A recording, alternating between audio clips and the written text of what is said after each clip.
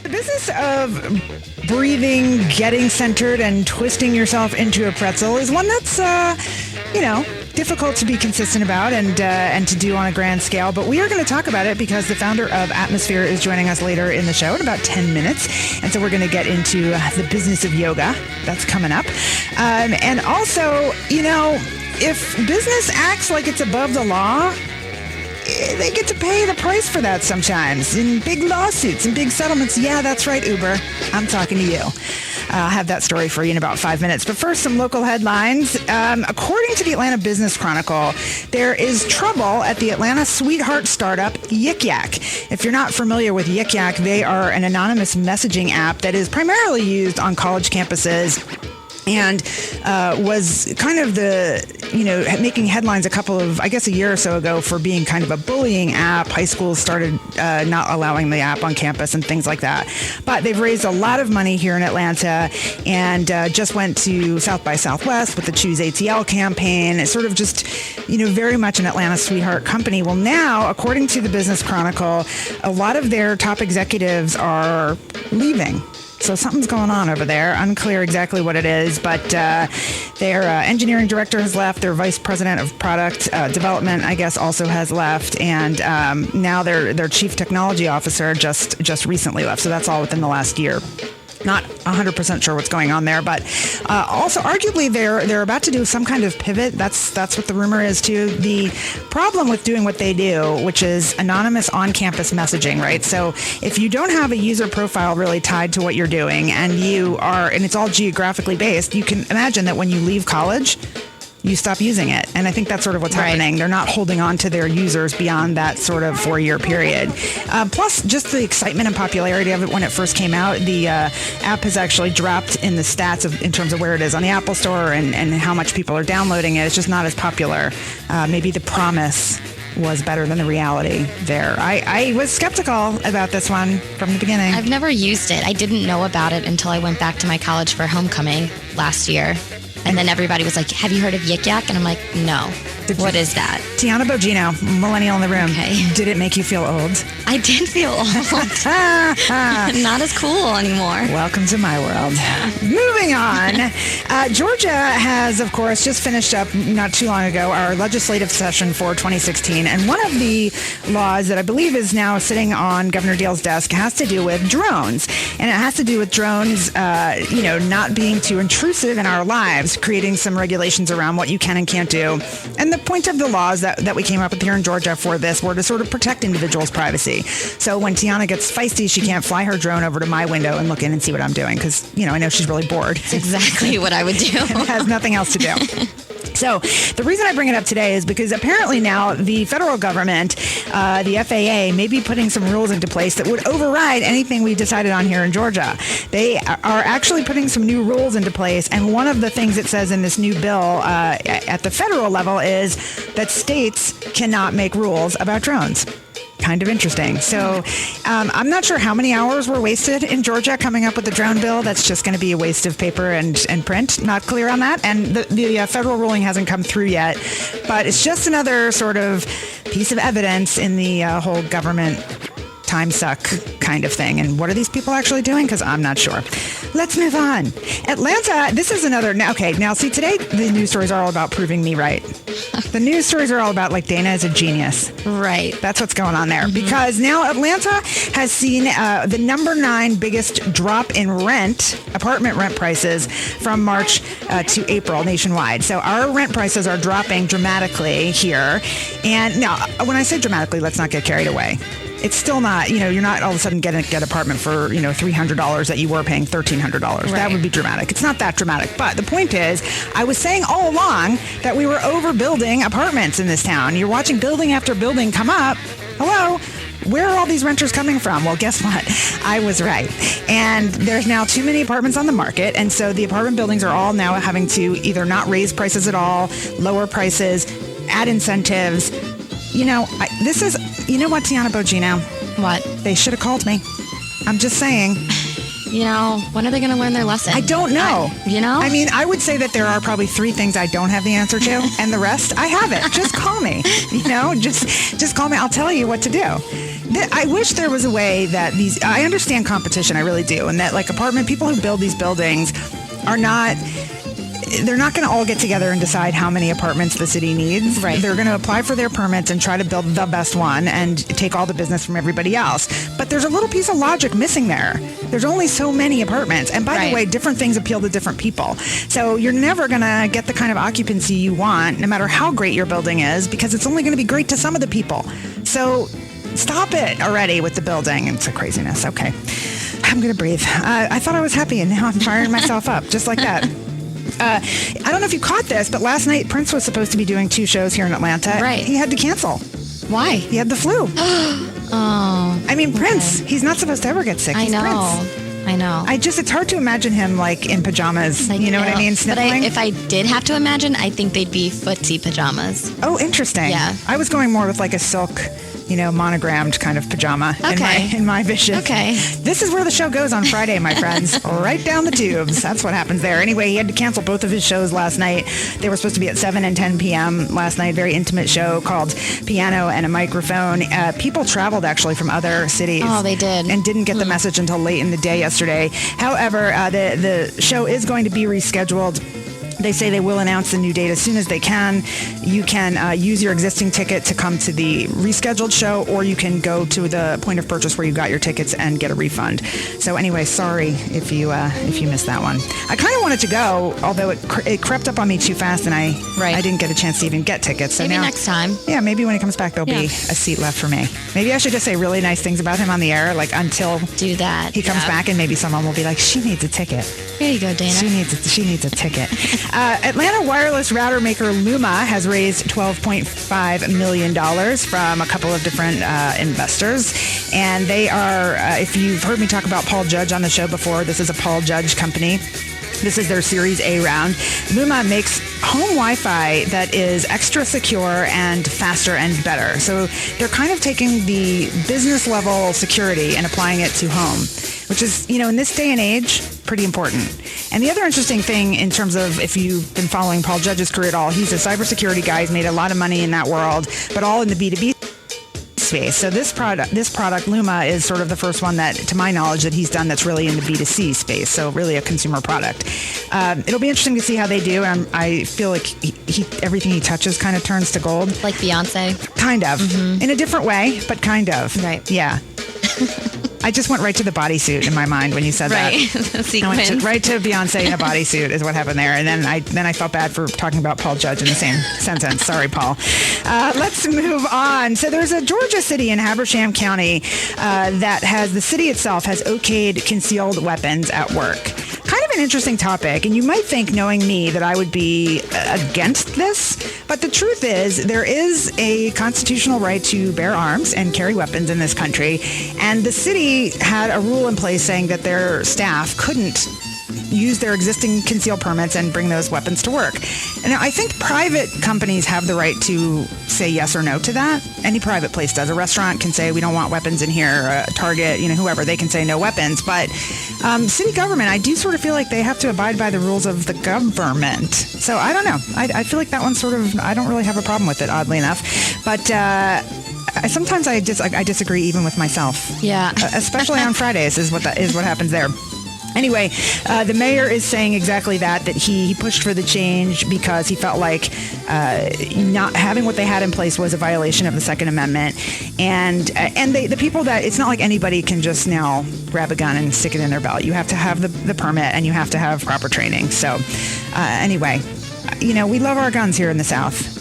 So apparently, welcome to Georgia. Yeah, it's great to be here. Welcome. Hey, speaking of welcome to Georgia, and I know we're going to get to this later on in the show with Work Hard, Play Hard, but the Dogwood Festival is coming up this weekend, and I bring it up only because the police are really expecting a big turnout. 85,000 people expected. There will be road closings, and by the way, they will be towing illegally parked cars, so be careful of that. Take MARTA if you can. Take Uber if you can, but just try not to park illegally or you'll get booted and towed, so not so good. Booted or towed, I guess. All right, coming up next, the business of yoga. Atmospheres in the house. Stay with us. We'll be right back. Yeah, I got a brand new spirit speaking and it's done. Woke up on the side of the bed like I won. Talk like the wind in my chest to that sun. G5 in the US to Taiwan.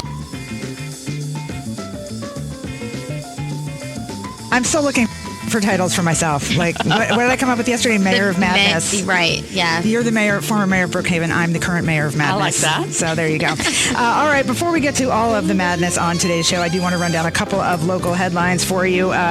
First of all, we'll do the happier or funnier news first before we get to the religious freedom bill. Congratulations going out to software firm Terminus. They've been guests on the Dana Barrett Show.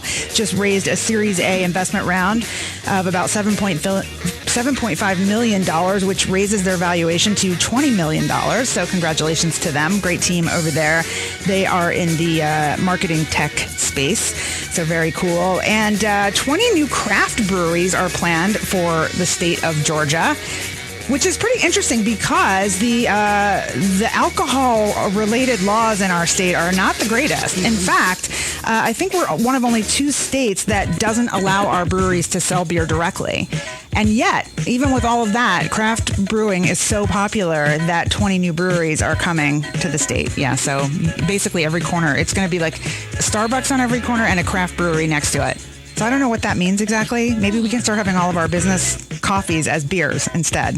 I think assistant producer Tiana Bogino would like that.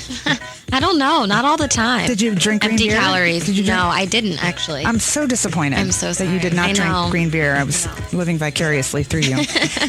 We wrestled with this issue on the Brookhaven City Council because, of course, Brookhaven's a perfect place for craft breweries. But there's some thorny legal issues here.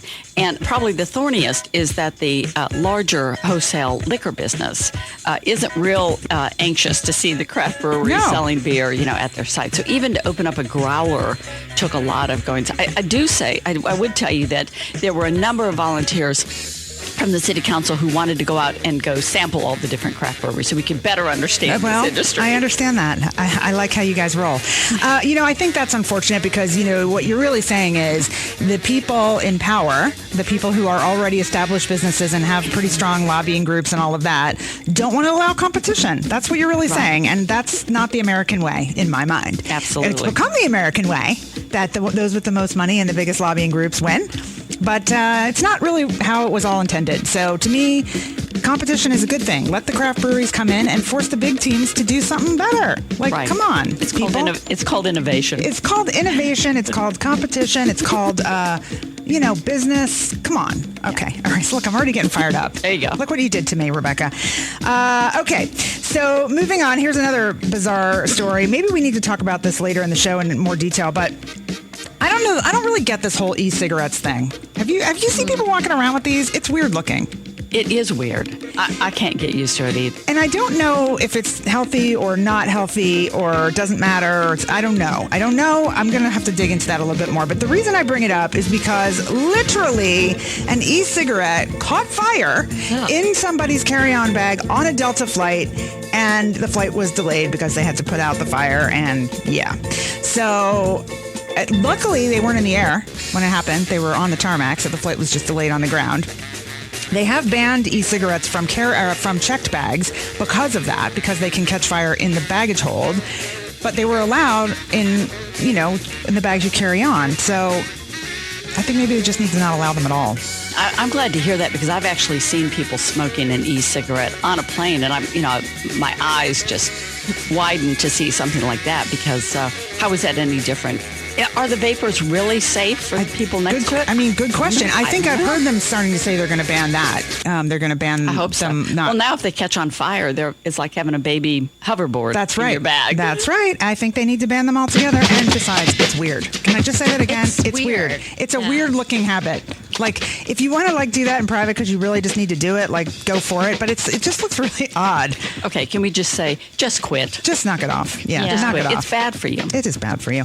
All right, let's get to the major headline here this week in Georgia. The Georgia House and Senate yesterday, I guess it was the day before in the evening, passed the so-called religious freedom bill. I say that every time because I think everybody knows exactly where I stand on this measure.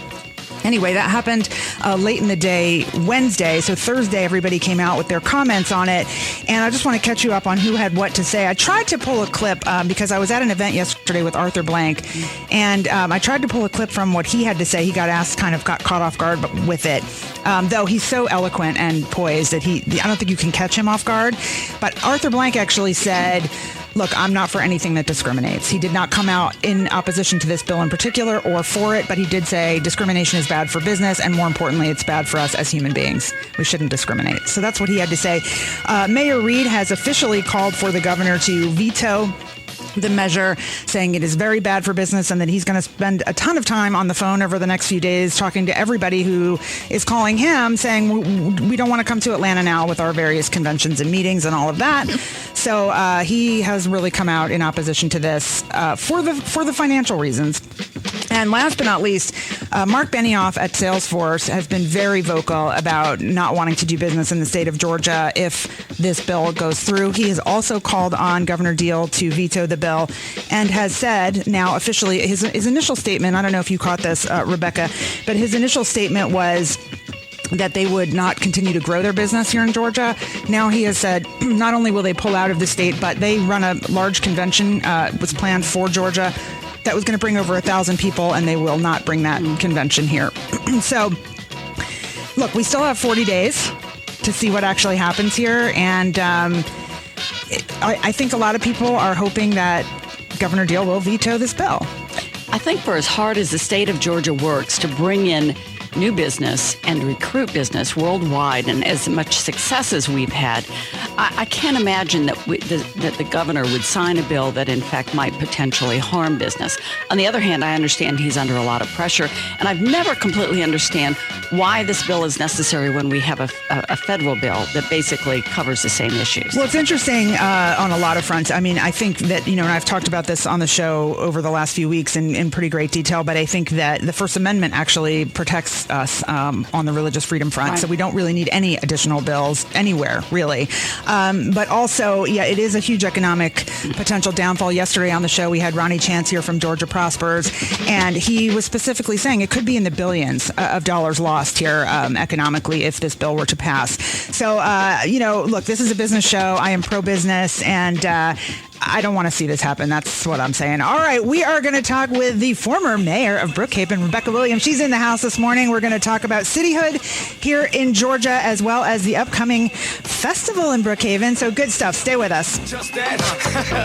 Right. Now, baby, this my life. Want to have fun for a night? All right, we are back. It is the Dana Barrett Show. And I have to tell you something. Atlanta has some amazing networking and an amazing community here. And one of our sort of most well-known and most famous networkers is a guy named Ricky Steele, who essentially adopted Booth 61 at the OK Cafe and has been networking there forever and a day. Well, Ricky is going to be here later this hour to talk about a new business venture that he is getting into with his son, and to talk about sort of the network in Atlanta and how important connections are. So that should be fun. But right now, Rebecca Williams is hanging out with us in the studio. She is the former mayor of Brookhaven, the current founder and chair of the Brookhaven Cherry Blossom Festival.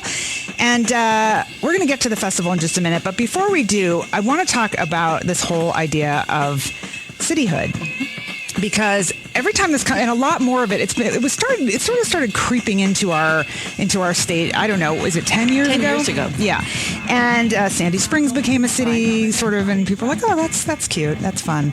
And then, it was one after another. And this year there were a whole bunch more sort of trying to. And now I think even in the state legislature, there's been discussions about city light and township models and all kinds of other things. Right. And I've been sort of throwing up a big question mark about this every time it's been discussed, because I'll tell you why.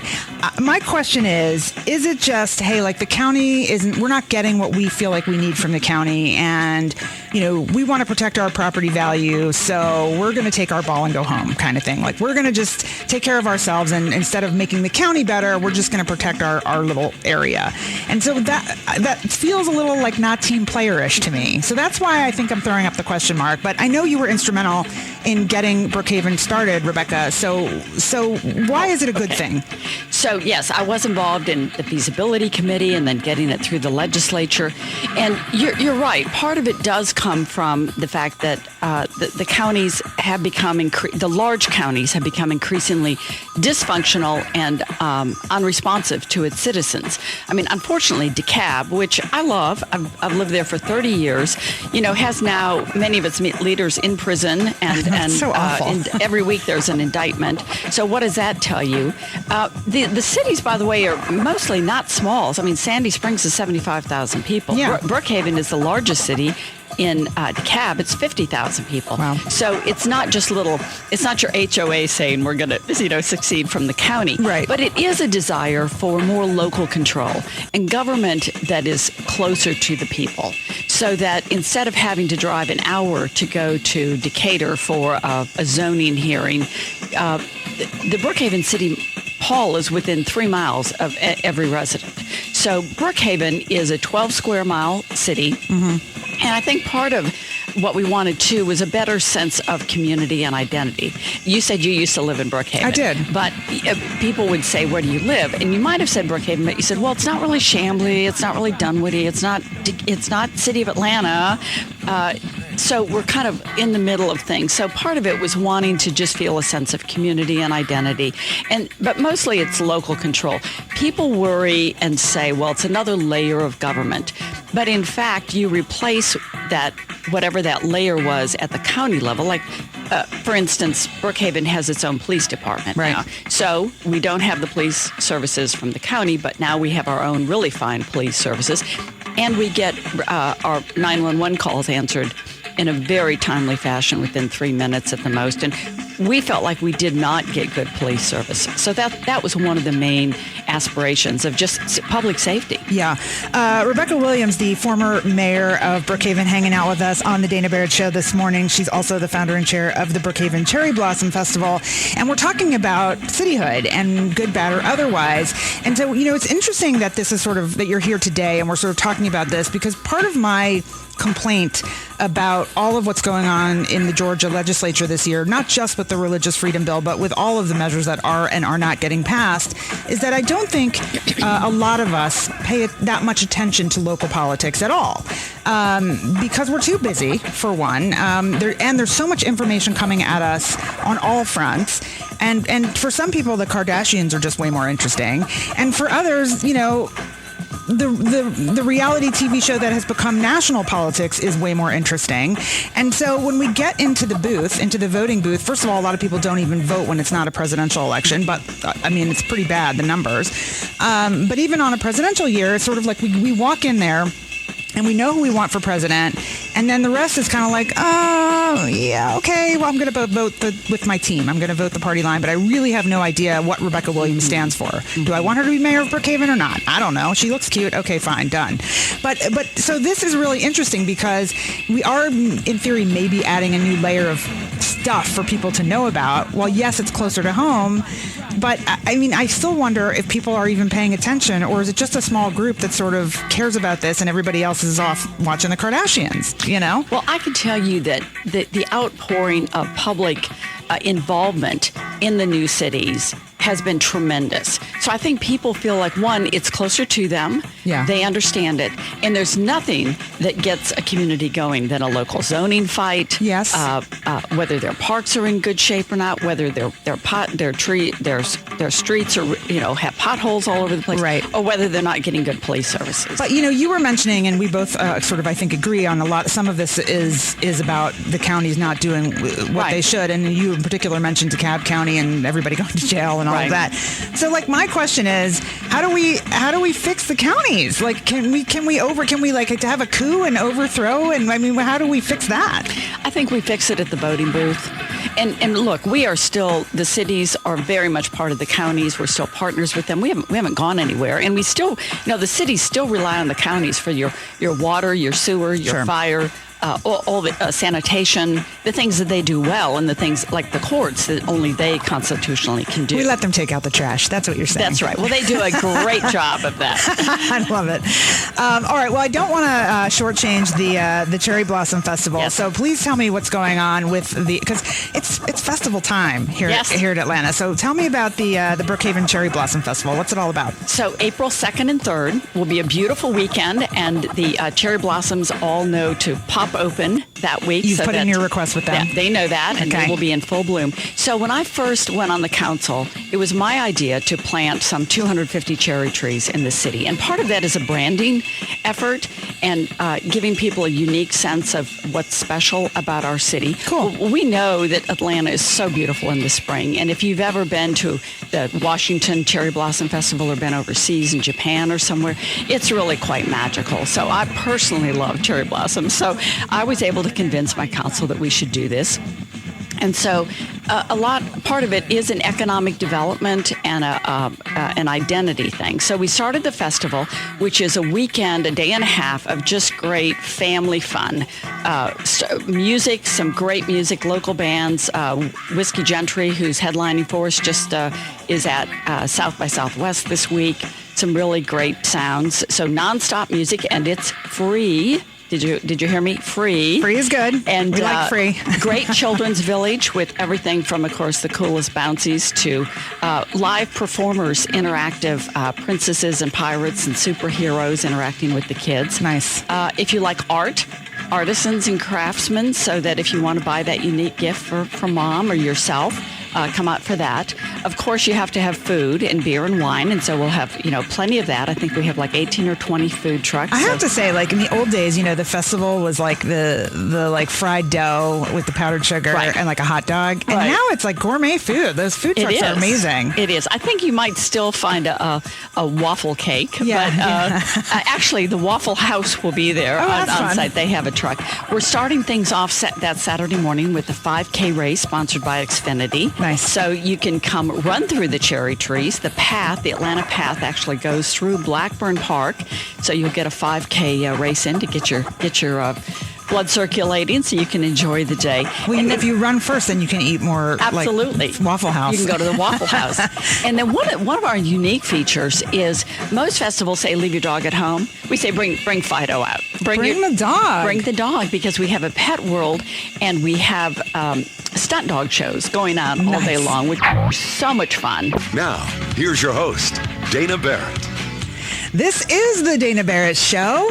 We are live, we are local, and we are giving you the business on a Friday, my friends. It is Friday. I love me some Fridays. Me too. Love it.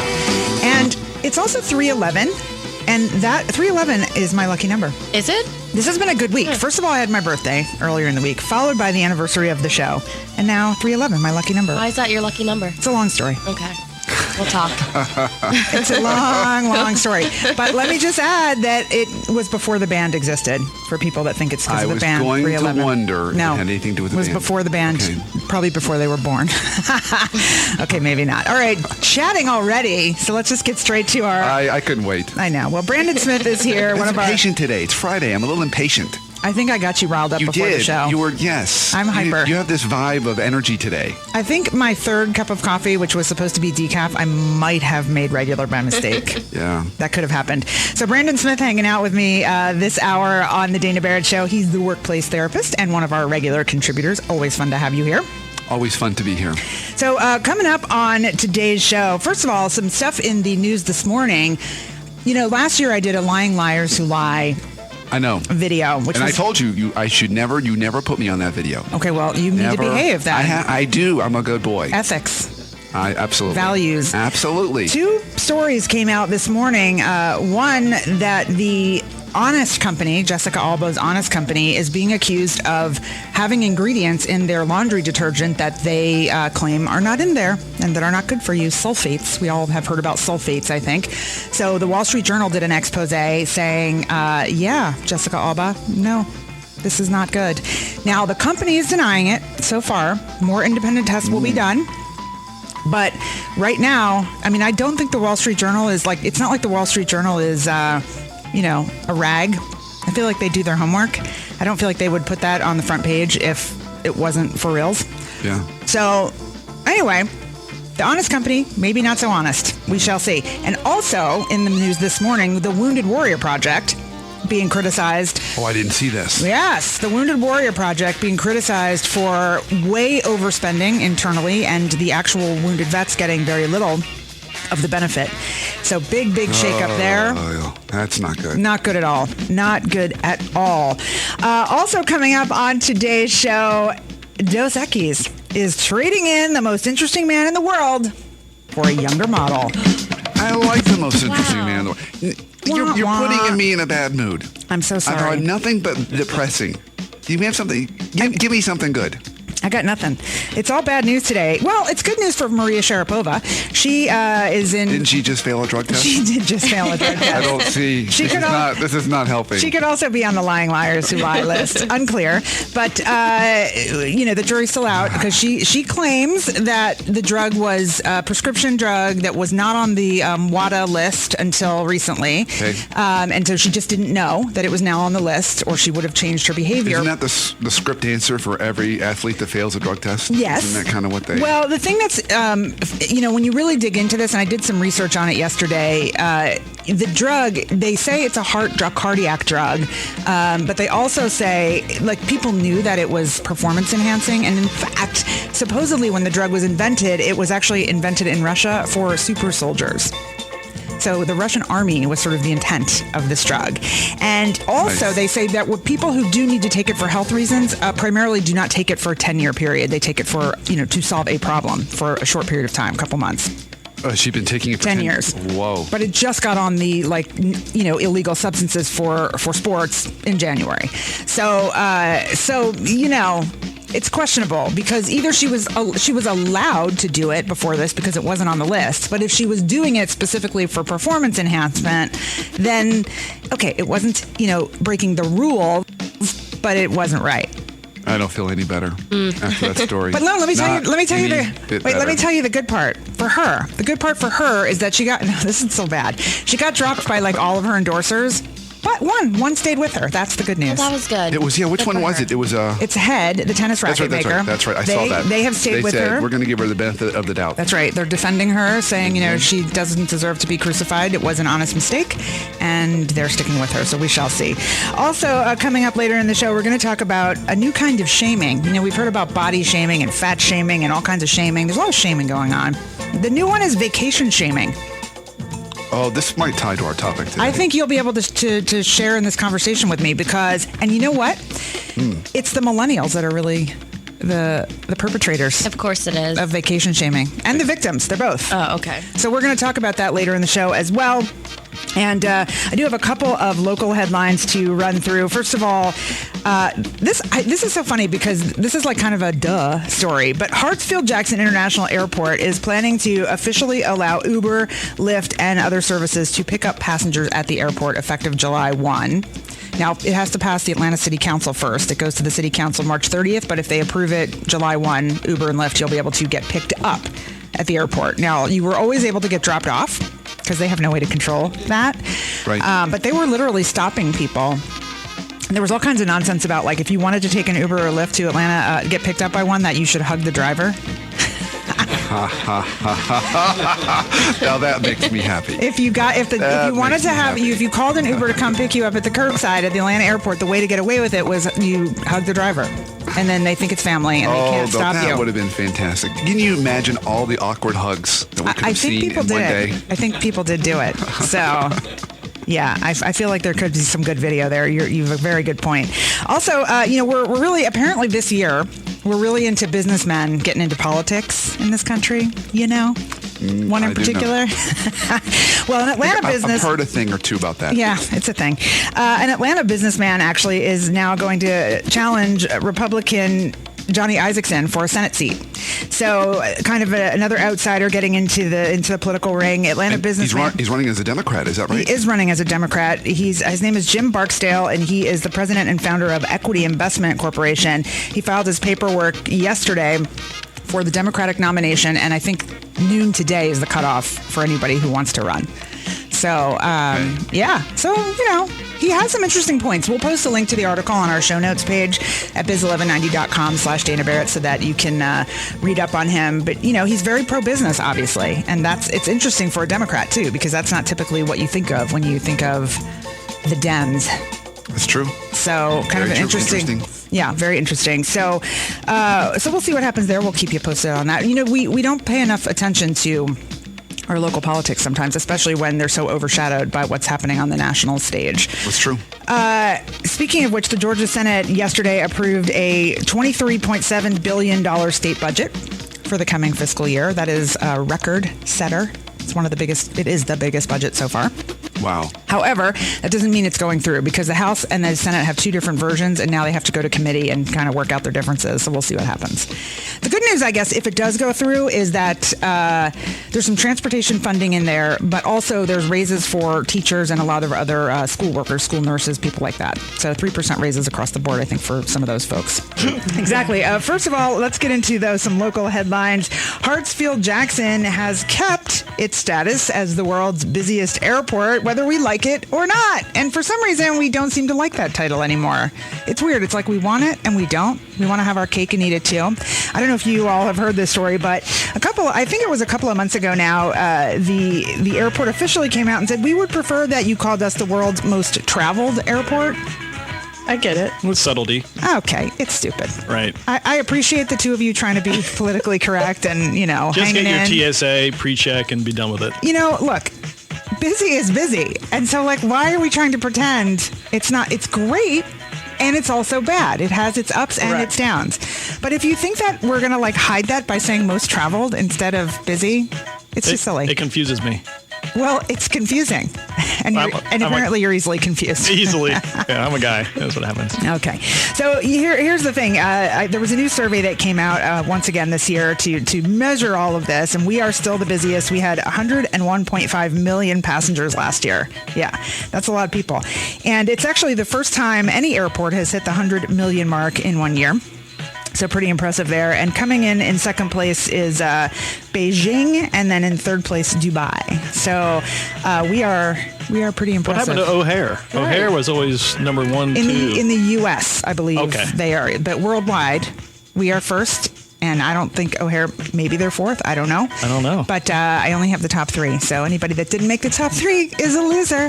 In my book, yes. And can I just say, while we're on the topic of the right way to say something with the busiest versus the most traveled, it's the same thing to me as when the Oscars stop saying the winner is. And the Oscar goes to. That is so dumb. It's the winner. There are winners and losers, people. Everyone doesn't get a trophy. They should give everybody that has been nominated for an Oscar just like a certificate, to make it like everybody's good. Right. Everybody, let's be happy now. You're with me on this, right? Totally it's come on, the winner is. Just say it. Stop trying to pretend that they're not the winner because they were the winner. They won. They are the winner. Yeah, and everybody else is not necessarily a loser. They're just not the winner. So, okay, maybe they're a loser. They didn't come in first. But the busy airport is busy, and the winner of the Oscar is the winner. So stop it already. Okay. Right here on Biz 1190. I look at the current political primary situation, and I think many people are embracing what I would loosely describe as fool's gold. That divide and anger and anxiety is not going to produce what we need. What we do need is a vision of optimism, a vision of unity, of inclusion. This is not a time in America where we should be dividing. And I think it's just a tragic situation. All right, that was the CEO of Starbucks, Howard Schultz, talking about our current political situation. Of course, we're in the primary season right now. Republicans and Democrats duking it out for the top spot so that they can fight each other out on the ballot. And it's interesting to hear Starbucks CEO get involved in the conversation. He had a lot to say. This was on an interview that he did with CNN. Reporter Poppy, I forget her name. And Poppy's a good name, though. We'll just call her. She could be like Cher. I like that. Or just Poppy Harlow. I don't know. I'm making up names now. I'm just making stuff up because I like to do that. It's fun. Anyway, I think it's really interesting that Howard Schultz has gotten involved in the conversation because he's stayed kind of. Look, Starbucks will get occasionally into politics. If you remember, was it a year or so ago when they did the hashtag race, whatever it is, thing that they put on the Starbucks cups to get people talking about race. Remember that? Was it Race Now or something like that? I can't remember what it was. Yeah. And so they will occasionally dip their toe into sort of political waters. But Howard Schultz himself has not given any money to any campaign for a long time and has said he's not going to do that until things change. I wondered when I heard this story, I started thinking about Howard Schultz and I started thinking about Starbucks. And what I was thinking to myself is most people love Starbucks. There's some haters of him and of the brand, but there's a Starbucks on every corner. And I don't know about you, but whenever I walk into them, they're usually pretty crowded. So I would say on the whole that the world, not just the country, loves Starbucks. And I started thinking about the fact that when I think about who I want to hear from and who I trust more, our politicians or our trusted brands, I kind of think it's our brands. I feel like Starbucks is more, this is a crazy thing to say, but I'm going to say it. I feel like Starbucks is more interested in looking out for me than our politicians are, which is so sad. And I think that's really what he was getting at. Look, I think when he was saying fool's gold, I'm going to interpret here for him, but I think he might have been, talking about Donald Trump. I'm just guessing, because I think, what he's saying is what we're seeing this primary season, I think worse than I can ever remember, is just a lot of name calling and yelling and screaming, and it's really devolved into sort of a classless, literally talking about things that are just inappropriate, and it's just gotten weird. And even on the Democratic side, I mean, the Bernie-Hillary fight is also just a lot of yelling back and forth. And anyway, the point is that, I think he's saying, look, people are excited about Trump because he's different, but they're not really buying what we need in this country by buying that. We need something different. Howard is in agreement with that. But I think what he's saying is this is not the solution. Now, he did sort of talk a little bit about what he thinks the solution should be. We are no longer living at a time where we can look up and see the leaders that perhaps we once had or we aspire to. And maybe this is a time in America where we need to look within ourselves and to each other and recognize that as citizens we have a voice, and as citizens we have an opportunity to make a significant difference in the lives of people that we touch, the neighborhoods, the communities, the schools, and that is what we need to embrace. We are in need of an economic and a moral transformation. Well, and the police departments and the first responders are using analytics tools to monitor the streams to find out what's going on ahead of time. Yeah. They are doing that because we have a couple of ATDC companies that are in the predictive analytics space, and some of them are working with some law enforcement agencies. Yeah. I mean, there's just this is what I said when I started out the show this morning. There's so much to freaking talk about this morning. I don't even know which story to go to next. I got to tell you, there's a little bit of a sort of an unknown story that I want to at least touch on now, maybe come back to, but speaking of new technology versus what we had in the past and all of that and how first responders do things, there's a story that hit the news very quietly yesterday on the 11 Alive News on the NBC affiliate here. And I'm so fired up and appalled by this story, and it's so not going to get the kind of coverage that it needs. And apparently, this is something that's actually been going on now for years and years and years in the Georgia legislature. But apparently our legislators at the Georgia House of Representatives are totally cool with flagrantly violating their own rules. And it's one of those things where they're like, well, we've always done it, so why can't we keep doing it? We're just going to keep doing it. And they literally have film. Here's what's happening. When they vote on the House floor, if their seatmate is absent, they literally just reach over and press the button on their seatmates and vote for more. They get more than one vote. And they all do it. You should see the film. It's like we'll post a link to it. They're literally all reaching over and pressing the button on the seat next to them. And what made me think of it right now is because the technology is so unbelievably antiquated, it's a joke. It's like this bronze thing with a green button for yay and a red button for nay. Are you kidding me? Like, can't they vote on their iPhones from standing across the room? Hello? Can't we block them from voting twice? P.S. It's illegal. And they're all doing it. So fired up. Oh my heavens to Betty. I need to calm down. Anyway, I'm gonna have to continue down that road because it's just really, really unbelievably irritating to me. But on that note, we'll go straight. Hashtag fail.